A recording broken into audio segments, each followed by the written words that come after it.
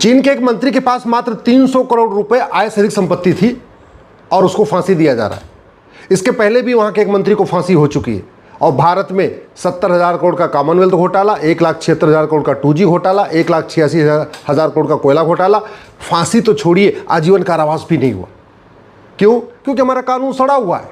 इसलिए मैं बार बार कहता हूं, अगर चीन जैसे विश्व महाशक्ति बनना है तो चीन जैसा कानून बनाना पड़ेगा। अमेरिका जैसा विश्व महाशक्ति बनना है तो अमेरिका जैसा कानून बनाना पड़ेगा। सिंगापुर जैसे, जापान जैसे बनना है तो सिंगापुर जापान जैसे कानून बनाना पड़ेगा। तू मैं, आरोप प्रत्यारोप, नूरा कुश्ती, बतौलेबाजी करने से कुछ नहीं होगा। केवल और केवल एक ही तरीका है, सिस्टम बदला जाए। भारत को विश्वगुरु बनाने में सबसे बड़ी बाधा है भ्रष्टाचार। परम वैभव का लक्ष्य प्राप्त करने में सबसे बड़ी बाधा है भ्रष्टाचार। विकसित भारत बनाने में सबसे बड़ी बाधा है भ्रष्टाचार। राम राज्य स्थापित करने में सबसे बड़ी बाधा है भ्रष्टाचार। और मैं गारंटी के साथ कहता हूं 90% भ्रष्टाचार मात्र 1 साल में खत्म हो जाएगा और 99% भ्रष्टाचार मात्र 5 साल में खत्म हो जाएगा। भ्रष्टाचार हो ही नहीं सकता।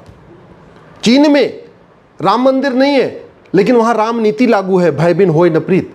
चीन में कृष्ण मंदिर नहीं है लेकिन वहां कृष्ण नीति लागू है, सठे साठ्यम समाचरित। इसलिए चीन विश्व महाशक्ति बन गया। आज भारत हर क्षेत्र में स्ट्रगल कर रहा है। उसका एक बड़ा कारण है काला धन, हवाला, भ्रष्टाचार। भारत को विकसित भारत बनाने में ही नहीं बल्कि स्वस्थ भारत बनाने में, संपन्न भारत बनाने में, स्वच्छ भारत बनाने में सबसे बड़ी बाधा है काला धन, हवाला, भ्रष्टाचार।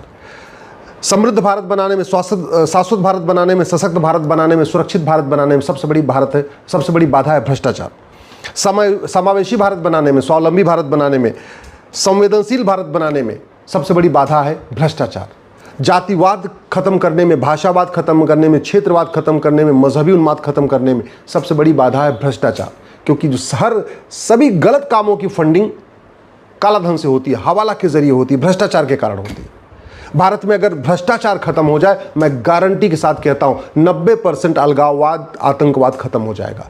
काला धन, हवाला, भ्रष्टाचार खत्म हो जाए, 90% माओवाद, नक्सलवाद 1 साल के अंदर खत्म हो जाएगा। मजहबी उन्माद खत्म हो जाएगा, पत्थरबाजी खत्म हो जाएगी, अवैध निर्माण खत्म हो जाएगा, नशा तस्करी खत्म हो जाएगी। काला धन, हवाला, भ्रष्टाचार खत्म हो जाए, मानव तस्करी खत्म होगी, हथियारों की तस्करी खत्म होगी।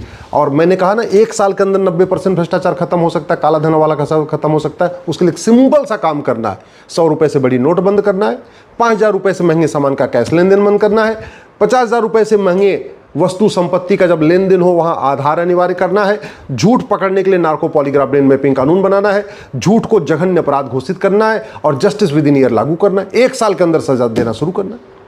और वो भी कैसे हो सकता है? आराम से